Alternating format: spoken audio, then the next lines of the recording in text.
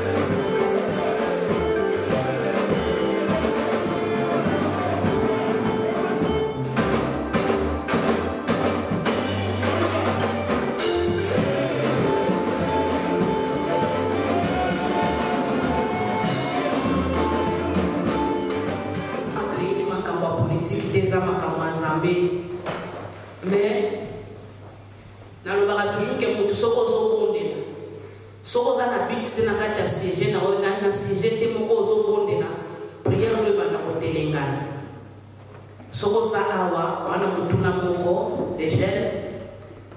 Si vous avez des questions pour notre pays, qu'est-ce que tu aimerais savoir? Des fois tu te poses des questions, mais par exemple on parle de guerre, on parle de ça.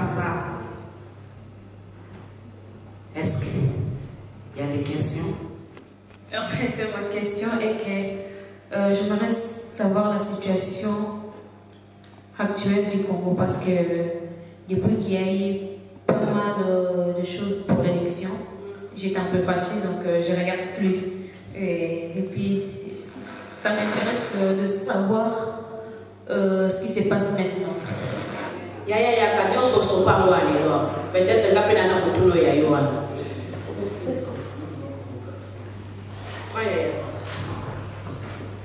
bon, si je dois juste poser une question, c'est en commençant d'abord par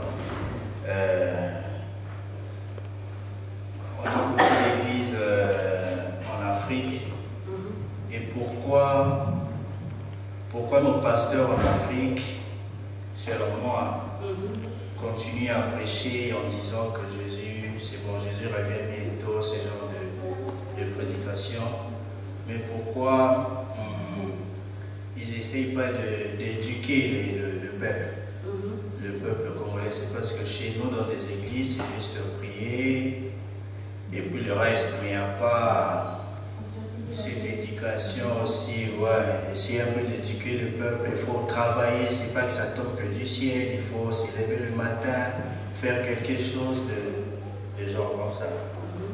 Voilà. Les gens ne sont pas informés. Je ne vais pas encore ajouter.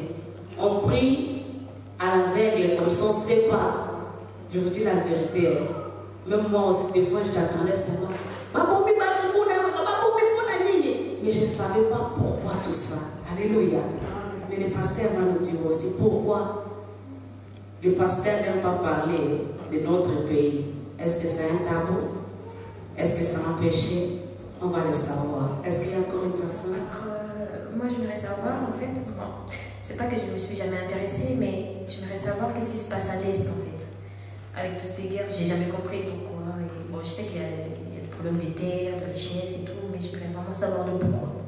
C'est juste ça ma question. Qu'est-ce qui se passe là-bas? Parce qu'elle nous dit que mon peuple périt par manque de connaissances. Si on ne sait pas, tu peux rencontrer un juste comme ça, il te pose la question, mais chez vous là-bas on dit qu'il y a des problèmes. Oui, il y a des problèmes, mais quoi?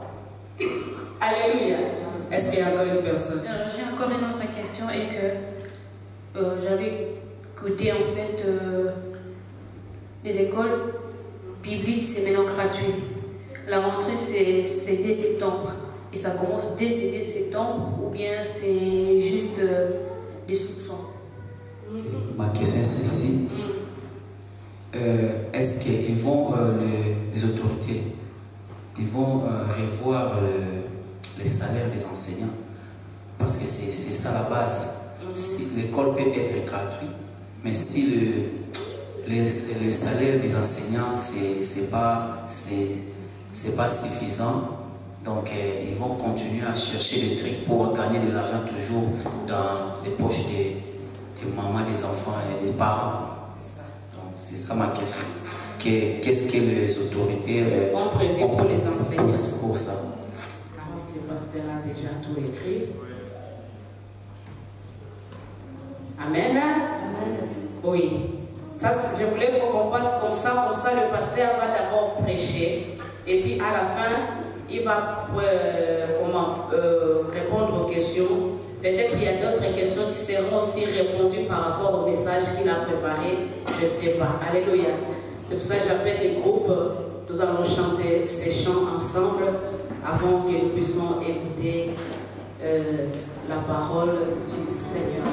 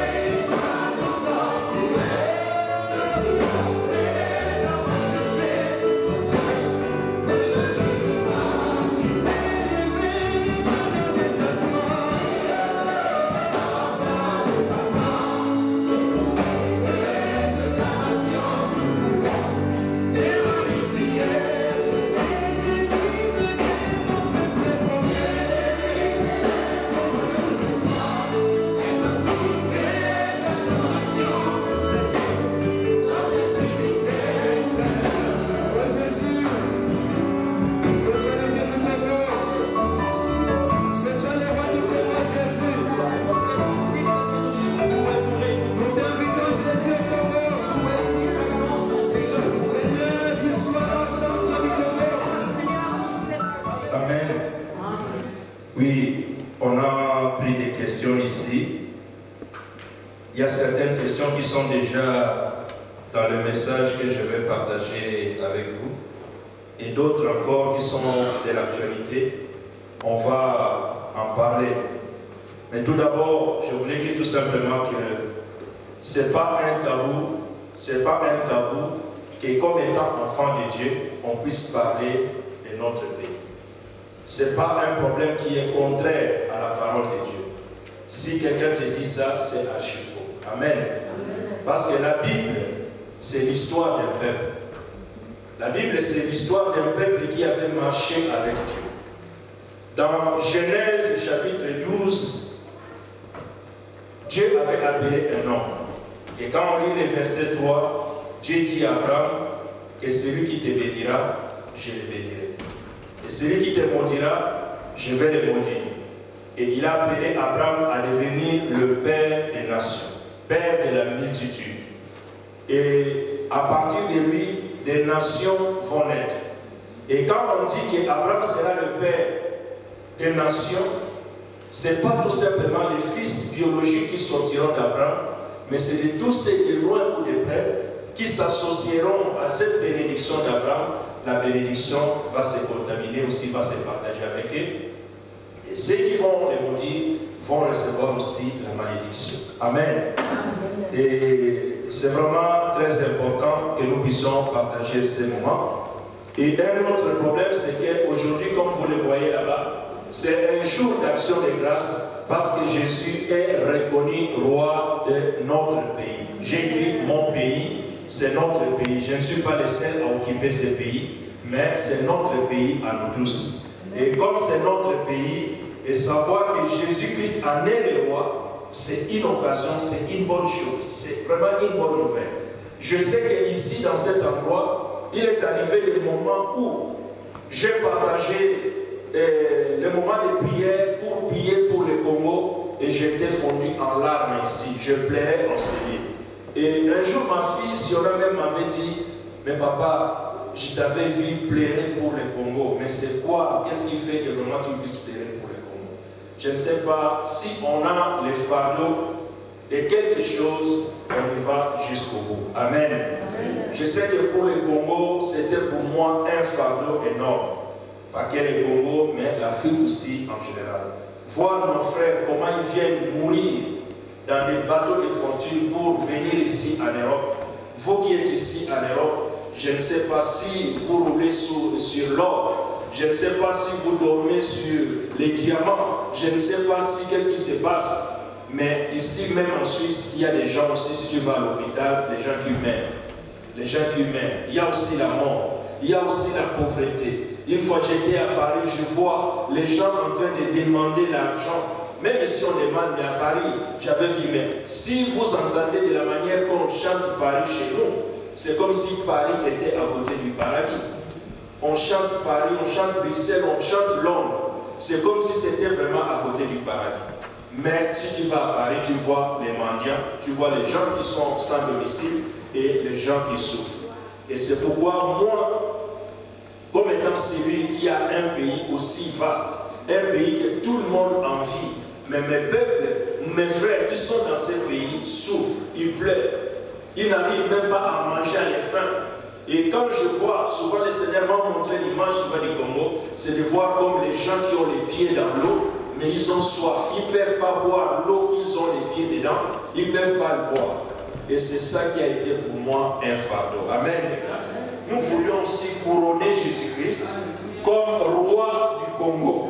Et c'est pourquoi nous avons mis sur l'inscription que Jésus-Christ est le roi du Congo. Jésus-Christ RDC. Donc Jésus-Christ roi du Congo. Acclamons très fort pour le roi des rois. Il est le Seigneur de gloire. Il est le tout-puissant. Il est le véritable. Il est notre Dieu. Il est celui qui agit à jamais. Amen. Amen. Amen. Amen. Amen. Voilà. Donc, avant que nous puissions passer au moment de la prière, j'aimerais répondre vite aux questions et puis je vais donner la place à ma personne. Je vais répondre à quelques questions qu'on avait posées. Si quelqu'un aussi aura une question après, il pourra poser et je réponds. Après, on va passer dans la prière. Et la première question, c'était de savoir les problèmes du Congo, c'était un problème spirituel. On a vu les anciens présidents, ils étaient on les adorait et tous ces hommes politiciens, ils ne sont pas les encadrés dans l'église. Tous ces gens-là, c'est comme s'il n'y a rien qui se passe, qui ne nous mène pas à comprendre ce qui est nécessaire. C'est vraiment le point de l'idolâtrie. La Bible dit dans le livre d'Osée, dans le chapitre 4, le verset 6, que mon peuple périt par manque de connaissances. Comme je l'ai dit tout au long de mon enseignement, de dire, ce n'est pas tout le monde qui prend son temps pour s'y mettre pour ce qui est de la nation. À certaines personnes, Dieu a donné les fardeaux de la nation. Amen. Ce n'est pas facile, même moi-même à la maison. Des fois, on impose des questions. Des fois, c'est un fardeau aussi. Amen. Et il y a certaines personnes qui peuvent dire, ah, un pasteur, mais il tient toujours compte des gens du Congo. On peut aussi, je peux être aussi critiqué ou bien prêché d'une autre manière, mais c'est un fardeau. Mais comme c'est un fardeau, il y a de ces gens qui lisent les signes des temps. Oui, notre pays était sombré dans l'idolâtrie et dans la désolation. Mais il y a toujours la grâce de Dieu. Et cette grâce, c'est que Dieu a mis à part. Quand Alain Moloto a commencé Éden, il n'a pas commencé avec Éden. Alain Moloto a commencé, Dieu lui a donné la charge de restaurer l'adoration au cœur de la nation. Il a commencé avec Gaël, le groupe Adorons l'Éternel. Et en 2011, il avait ce fardeau de créer Éden, ensemble pour la délivrance de la nation. En 2013, après 2 ans, il est mort. Ça signifie que la pensée était encore jeune. Mais voir déjà l'ampleur que ça prenait, et sa mort a bouleversé les gens. Et les jeunes qui étaient avec lui, personne ne voulait s'engager, tout le monde avait peur. Tout le monde avait peur. Et comme tout le monde avait peur, les jeunes qui sont dans Gaël, ils ont préféré rester dans les champs, pas parler de ce qui est, sinon tu vas mourir vite. Tu risques de mourir vite. Et par rapport à cela, ça n'a pas pu marcher. Mais heureusement, Dieu fait grâce. Éden a pris de l'ampleur. Mais l'Éden qui est en bonne santé maintenant, si je peux dire, c'est ce que nous sommes en train de repropager. Et ça prend place maintenant l'ampleur au Congo. Je te dis, l'évolution que ça a pris maintenant au Congo, c'est vraiment la vitesse, je pense, ils sont maintenant à 70 ou 80 à l'heure. Il y a des choses qui vont très très très vite maintenant.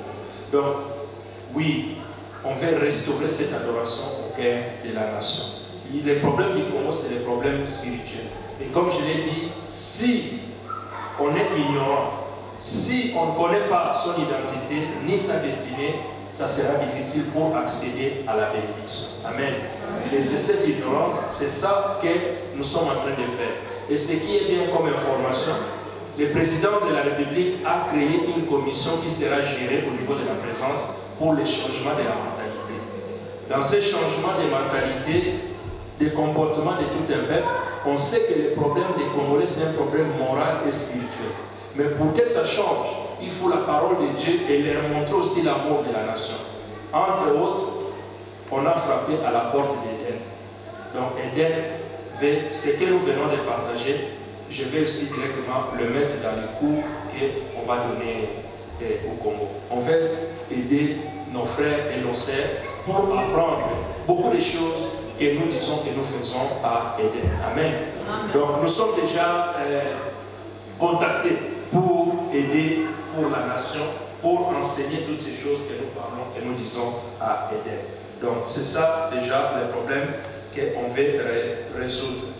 Et une autre question, c'était de savoir la situation actuelle depuis les élections, parce qu'il y en a, ils voulaient même plus suivre et regarder où est-ce que nous en sommes. Oui, ça commence pas que depuis les élections. Le problème du Congo date de longtemps. Jamais le Congo a été tranquille. Nous avons à Éden l'école de la nouvelle citoyenneté. Donc c'est cette école-là qui doit apporter son aide au Congo. Dans cette école, je fais partie aussi, mais je parle plus sur l'histoire du Congo. Quand on fait l'histoire du Congo, du début jusqu'à voir maintenant, jamais les Congolais ont été heureux. Le seul moment où les Congolais pouvaient se prendre en charge, c'était en 1960 lors de l'indépendance. Mais ça n'a duré que 6 mois. L'indépendance, c'était le 30 juin 1960. au mois de janvier, on a déjà assassiné celui qui était le Premier ministre. Donc 6 mois après, et le Congo est retombé dans le désordre total. Depuis ce temps-là, jusqu'à aujourd'hui, le Congolais n'a jamais vécu le bonheur dans son pays. Jamais. Et ce qui s'est passé, c'était le souci de savoir, est-ce qu'on va continuer comme ça? On a vu, comme je l'ai dit, Kabila était au pouvoir, il avait la puissance, il avait tout, il avait le pouvoir, il a dominé sur tout le monde. Comment on pouvait arracher le pouvoir? Comment on pouvait faire? Mais la situation était telle que quand on priait, on disait, Seigneur, que le sang ne coule pas. Celui qui va venir, on ne sait pas c'est qui, mais que le sang ne coule pas. Nous, la prière, c'était le sang. Mais on a vu ce qui s'est passé. Le pouvoir, ce n'est pas quelque chose qui est dans les mains des hommes. La nation, c'est Dieu qui contrôle. Et il peut se passer des choses qui peuvent être peut-être difficiles pour les gens de comprendre. Mais si nous savons que la nation, nous avons demandé à Dieu que le sang ne coule pas, si nous avons demandé à ce que Dieu puisse faire quelque chose pourvu que le malheur du Congolais ne continue, puis la désolation ne continue pas, Dieu a le pouvoir de faire ce qu'il peut quand il veut. Mais on a vu qu'il y a eu un changement dans notre pays. Même les Blancs, tout le monde craignait la désolation. Mais ça s'est passé un changement pacifique.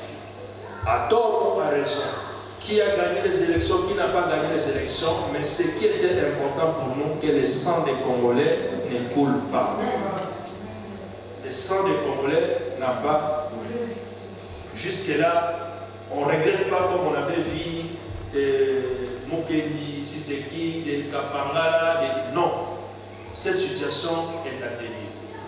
Le problème de la nation, jusque-là, c'est un peu comme un état d'observation. Les Congolais voulaient les changements, mais ils ne savaient pas comment viendra ces changements. Et ils n'étaient pas prêts pour ces changements-là, comment ça va se passer. Il y a un jour, j'ai suivi quelqu'un qui disait qu'ils sont allés dans un meeting de quelqu'un qui est de la politique en Chili. Et quand ils sont allés là-bas, tout le monde est rentré. Il n'y a pas eu de tueries. On n'a pas attrapé quelqu'un. Il y a un monsieur qui dit, ah, maintenant, même les marches, même les meetings, ça n'a plus rien à voir, ça ne donne même plus envie. Ça devient comme campagne d'évangélisation.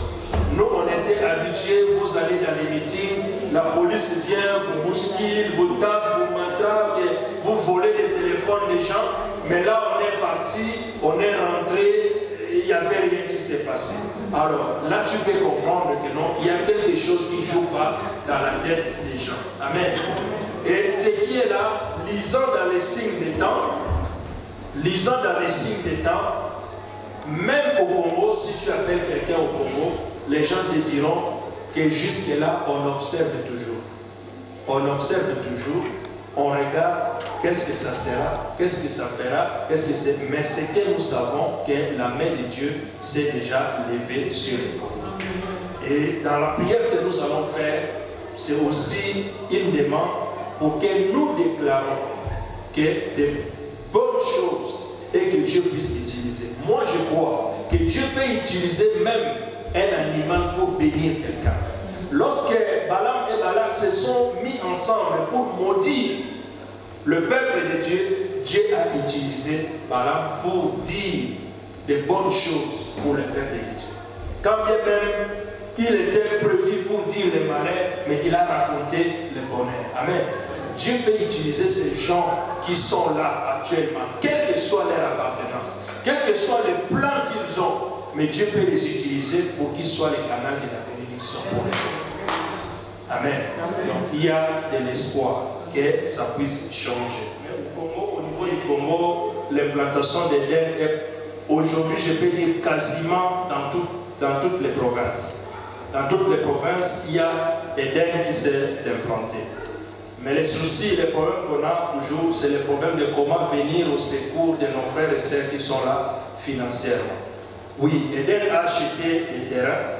Éden a un terrain, un grand terrain à Kinshasa. Le projet est que pour le moment, on est en train de travailler pour construire un lieu qui sera pour accueillir. Et il y a aussi sur les 4 sites qui seront partout dans les coins du Congo qu'on est en train de s'organiser pour faire. Eden est fonctionnel, Eden avance bien. Comme je viens de le dire, nous avons été contactés par cette commission qui est à la présidence de la République pour que Eden puisse aider pour les changements de la mentalité et restaurer un peu l'image, enseigner au peuple l'amour de la nation et connaître son identité. Et sinon, vraiment, pour plus d'informations, on peut discuter après et que je puisse te donner d'autres informations. Et ce que je voudrais juste montrer dans cette photo, c'est de montrer ce journal d'Eden que nous avons, le journal d'Eden. Ça a été donné, remis au président de la République, le journal d'Eden que j'ai ici. Si vous voyez à droite là, c'est le pasteur Marc, il est déjà venu ici. Et celui qui est à côté du pasteur Marc, c'est Jean-Marc Kadima. Donc j'étais aussi invité à cette délégation pour aller, c'était lorsque s'est passée cette prière du 23 juin. Donc c'est pour vous dire que voilà, petit à petit, cette conscientisation de ramener le Seigneur Jésus au cœur de la nation, c'est quelque chose qui est vraiment concret et quelque chose qui est magnifique pour que nous puissions parvenir. Et je pense que nous arrivons au moment, avant que vous partiez, je sais que l'heure est partie, que nous puissions prier, que vous puissiez venir ici, quand on tient ce drapeau, pendant que les bien-aimés vont chanter, que chacun de nous, je crois à la prière que chacun de nous peut faire, que nous proclamons au moins une parole, une bonne parole pour la nation, une bonne parole pour les Congo. Et je crois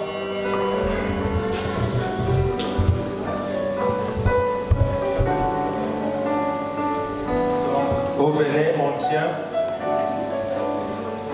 Voyons que ça c'est notre pays.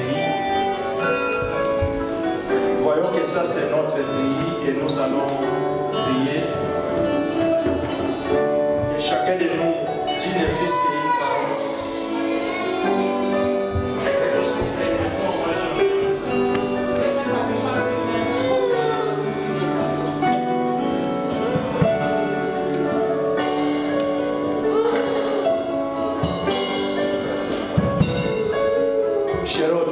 On tient.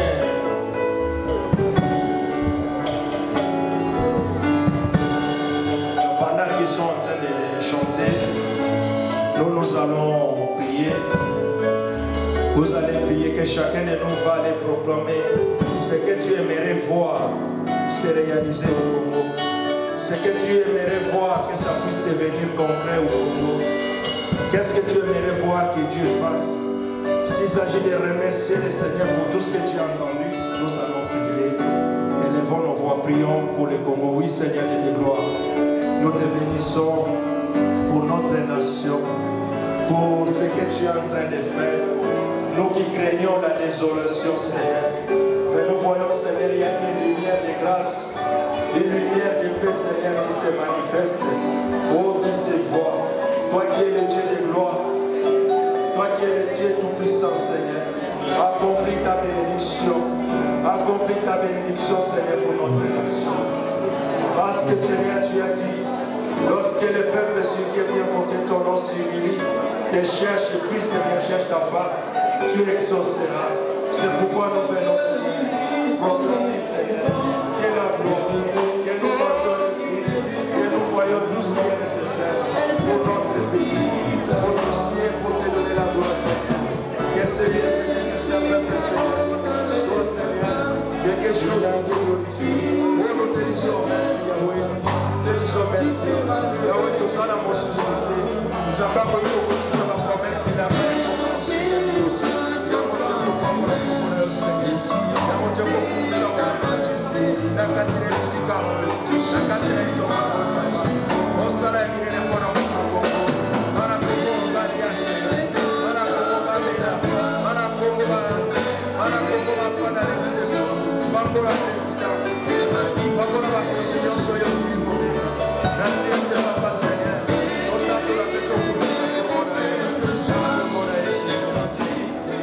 Nous voulons, Seigneur, dédier notre nation à tes saintes mains.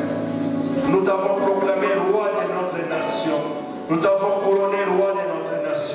Je bénis, Seigneur, cette plateforme, cet instrument que tu as utilisé, Eden, pour la conscientisation, Seigneur, de la pensée, de la mentalité, Seigneur, de mes frères et de mes sœurs. Que cela puisse devenir réel. Que tu nous utilises. Que tu utilises les hommes et les femmes au service de la nation.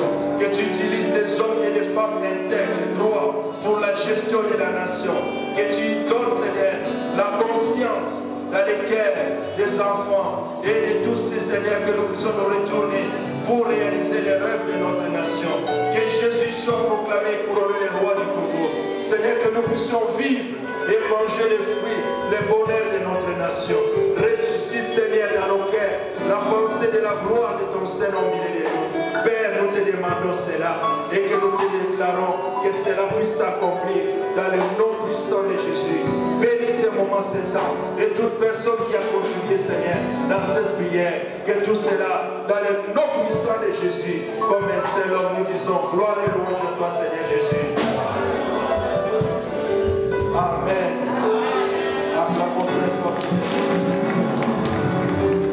Je suis le pasteur d'Osité Mangandou, coordinateur d'Eden Diaspora en Suisse. Eden, c'est une plateforme qui réunit des chrétiens intègres, patriotes, qui aiment la nation, qui prient pour la délivrance et la restauration de la nation. C'est ça, d'abord, les rôles vraiment nécessaires d'Eden. Et à Eden, je suis, comme je venais de le dire, je suis coordinateur d'Eden en Suisse, parce que Eden est représenté dans tous les pays. Dans tous les pays, en Suisse, c'est moi qui suis le coordinateur. Et en plus, dans Eden, nous avons l'école de la nouvelle citoyenneté. Dans l'école de la nouvelle citoyenneté, je suis parmi ceux qui constituent la direction de l'école de la nouvelle citoyenneté. Et c'est moi aussi qui s'occupe de l'histoire, parler de l'histoire du Congo, l'histoire de l'Afrique. Moi, je suis l'enseignant de l'histoire du Congo.